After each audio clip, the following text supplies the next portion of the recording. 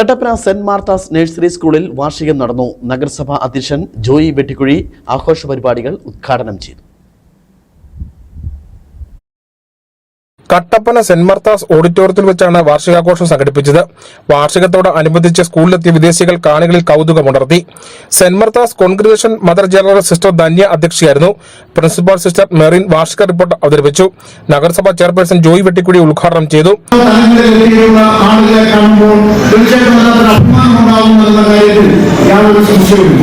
അങ്ങനെ നിരവധിയായ ആളുകളെ സംബന്ധിച്ച് അഭിമാനപൂർവ്വം കഴിയത്തക്ക നിലയിലേക്ക് വളർന്നിട്ടുള്ള ഒരു സ്ഥാപനമാണിത്.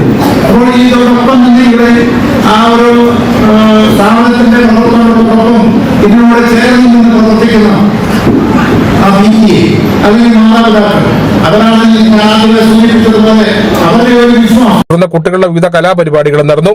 സെന്റ് ജോർജ് ഫൊറോനദേവരി വികാരി ഫാദർ ജോസ് മകരത്തിൽ, Oshanam English medium school principal father Rajesh Pullanthanal, ward കൌൺസിലറായ Sonia Jebi, PTA president Jomet Sebastian, MPTA president Anjali Kochumorampil തുടങ്ങിയവർ സംസാരിച്ചു. News bureau Kattappana.